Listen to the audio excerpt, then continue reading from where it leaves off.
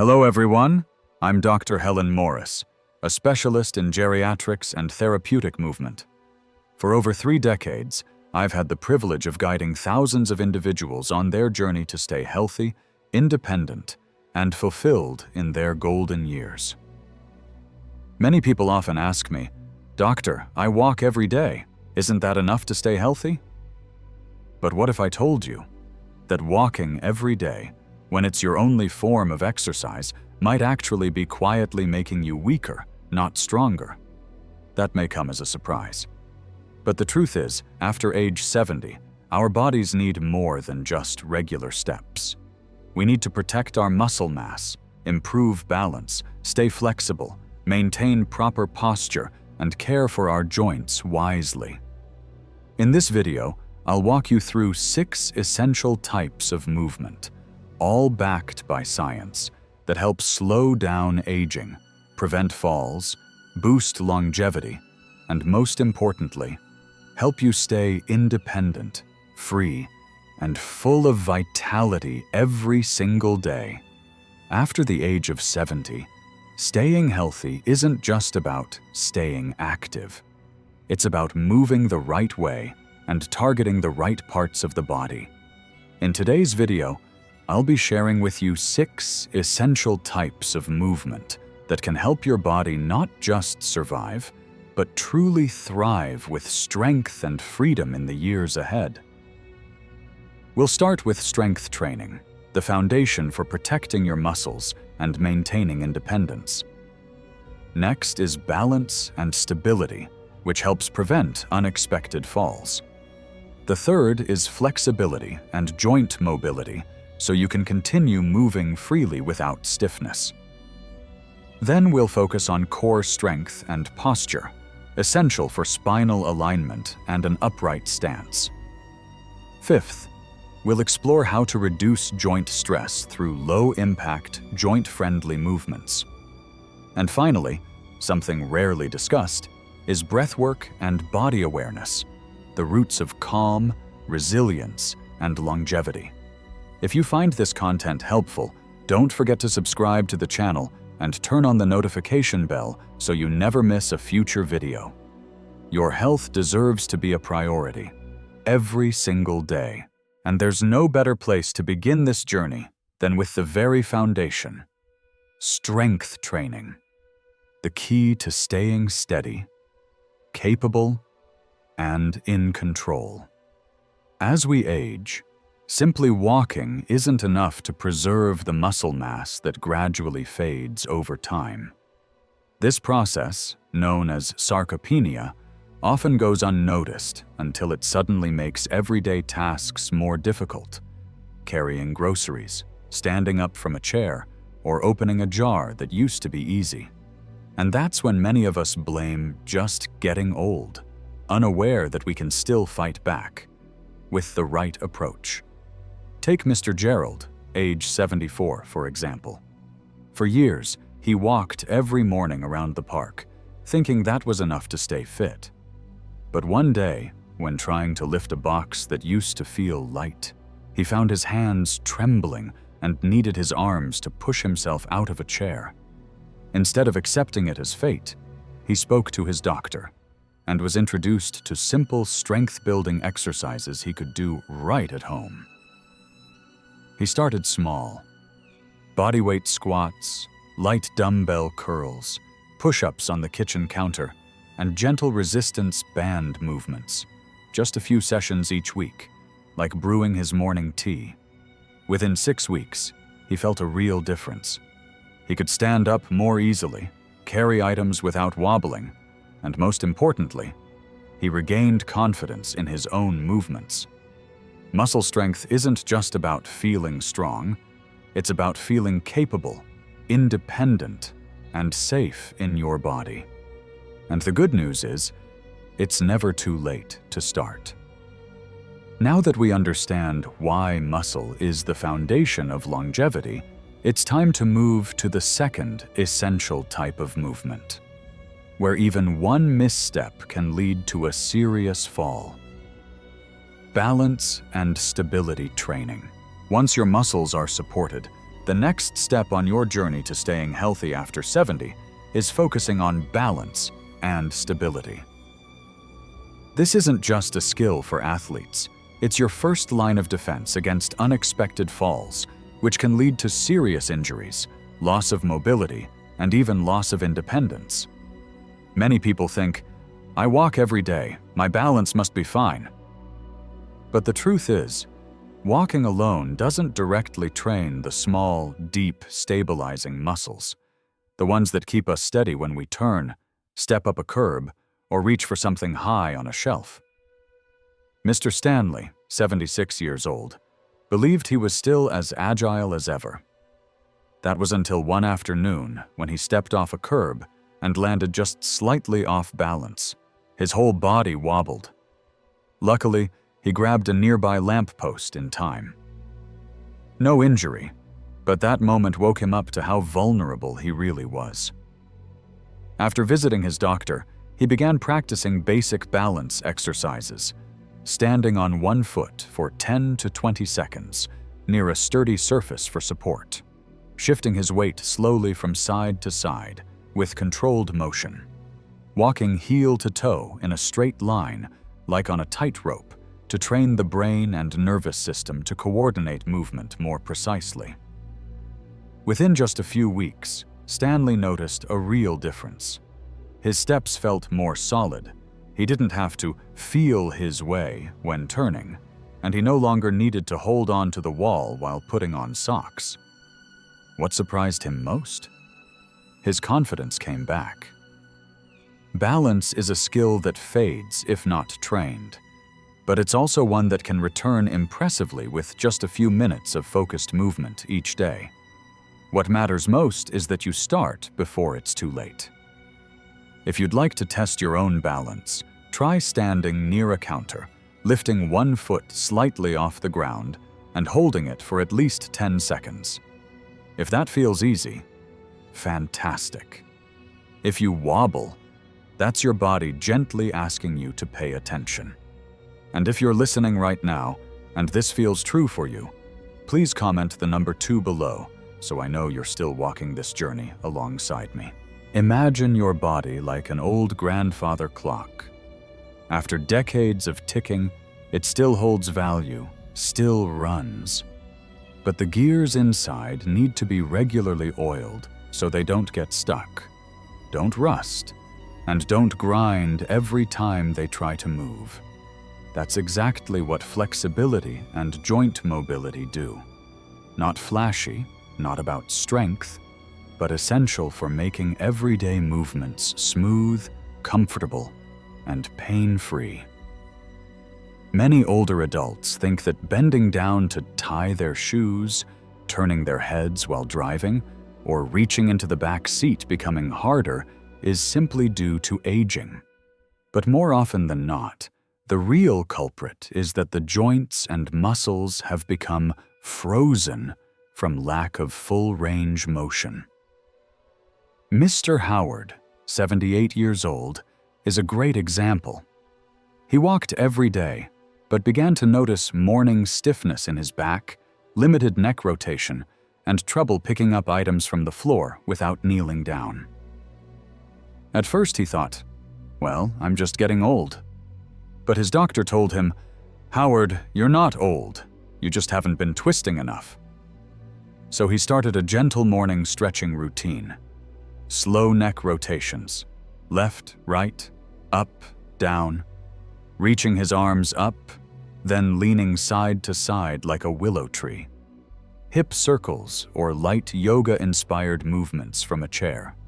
Within a month, he noticed deeper sleep, easier mornings, and most importantly, he could tie his shoes again without struggling.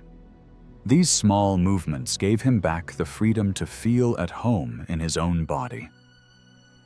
Flexibility isn't about age, it's about keeping the gears of the body moving freely. To test your own flexibility, try gently turning your head to each side. Does it feel smooth or tight and limited? If there's tension, don't worry. Just like that grandfather clock, with a little daily care, your body can start ticking smoothly again. And if this part resonated with your experience, please comment the number 3 below so I know you're still here with us on this journey. My name is Min, I'm 38 years old, and the only son in my family. Both of my parents are over 70. My father is 75, and my mother is 72, and they've always been very disciplined when it comes to physical activity. They believe that walking is the best medicine.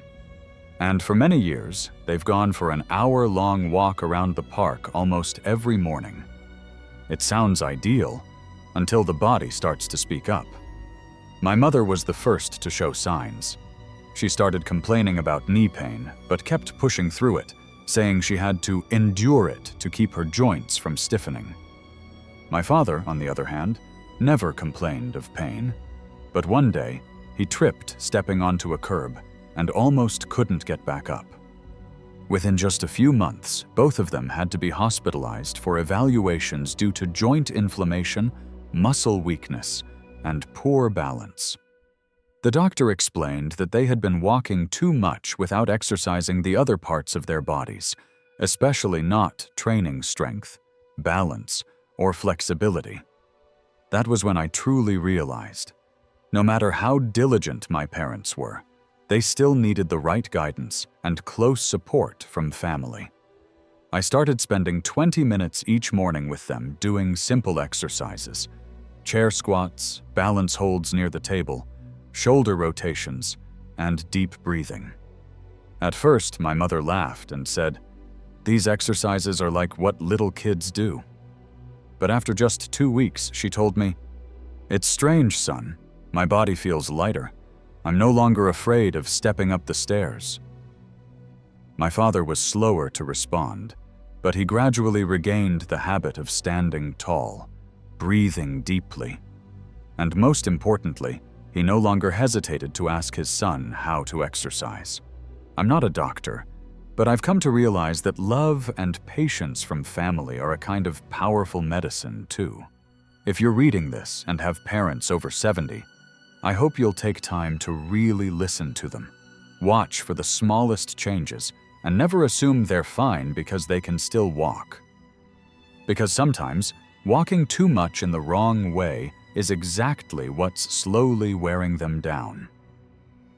My small piece of advice is this: walk beside them, not ahead of them. Older adults don't need orders. They need to be understood, encouraged, and loved. A few minutes of movement together each day, a shared laugh, can be more effective than any prescription. Don't wait for them to stumble before you start to care. Sometimes, all it takes is a well-timed hand to hold or a gentle invitation to keep them steady for many years to come. Now that your joints are more oiled and flexible, it's time to turn to the central axis that keeps everything upright and aligned, and that is core strength and posture. Most people don't realize this, but your core isn't just your abs. It's the deep group of muscles surrounding your abdomen, lower back, hips, and spine. These muscles work silently every time you stand up, bend down, rotate, or keep your balance. And when they weaken, it doesn't just affect posture, it affects your ability to live independently, confidently, and without discomfort. Mrs. Lucille, age 75, was once a dance teacher. Even after retiring, she kept up her daily walks. But she began feeling a dull ache in her lower back whenever she stood for long periods. Over time, she noticed her back hunched while walking, her shoulders slouched, and she found it difficult to stand tall. What worried her most was that every time she bent down, she felt out of control, like she might fall. After consulting a physical therapist, Lucille was guided through some gentle core activation exercises at home, including engaging her abdominal muscles while sitting or standing for 5 to 10 seconds, practicing seated pelvic tilts, coordinating with her breath, standing against a wall, keeping her head, shoulders, and hips aligned. Within just a few weeks, she noticed she could stand straighter, her back felt less tense, and most importantly, she regained control over her movements, even when rotating or lifting light objects. A strong core helps prevent slouching, protects your spine, improves posture, supports digestion, and even enhances deep breathing.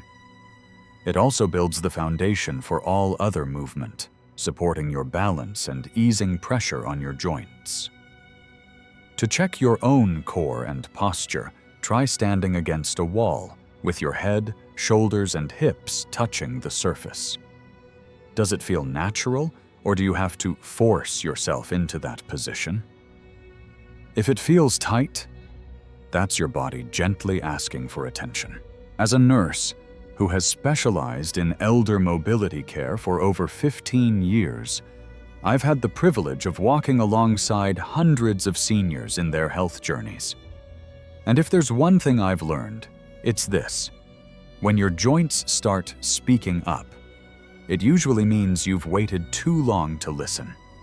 I remember Mr. Eugene, 77 years old, a wonderfully active gentleman. He walked every morning around the neighborhood and rarely sat still for long.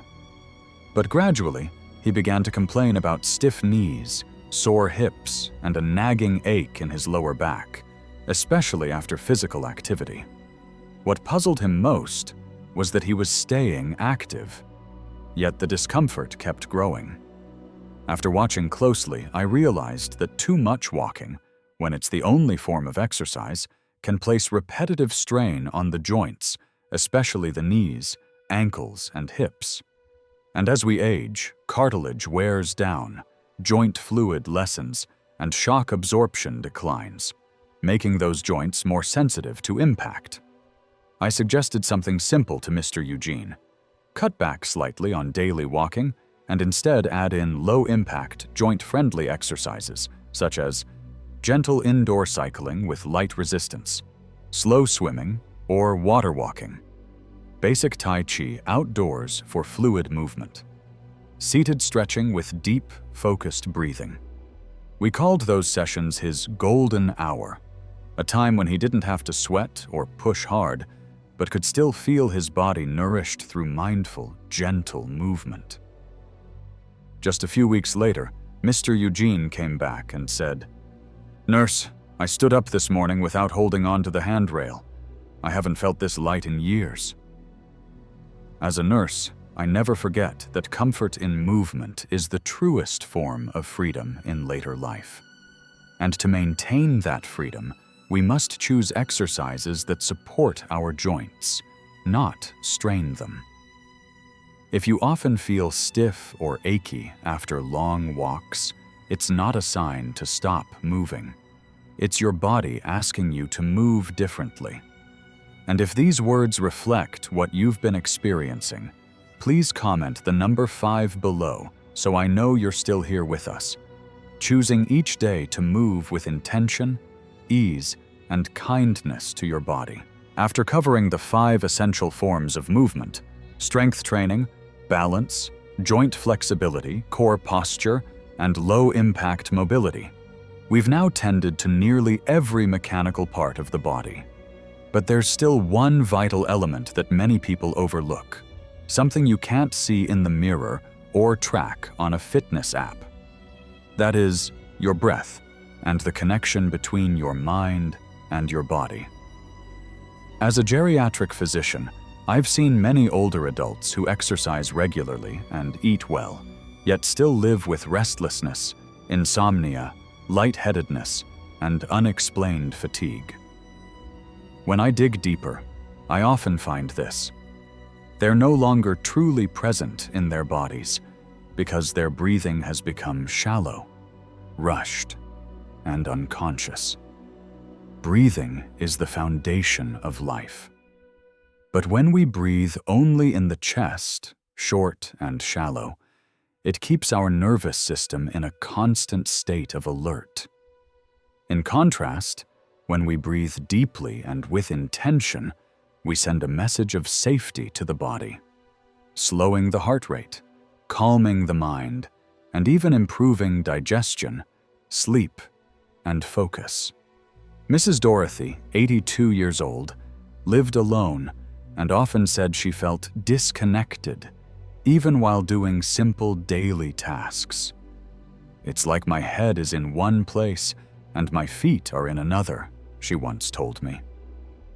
After learning a basic breath and movement practice, she began each morning with 5 minutes of inhaling through her nose for 4 seconds, holding the breath for 4 seconds, exhaling through her mouth for 6 seconds, paired with slowly raising her arms up and gently lowering them back down. Within a few weeks, she shared, "I feel like I've returned to myself.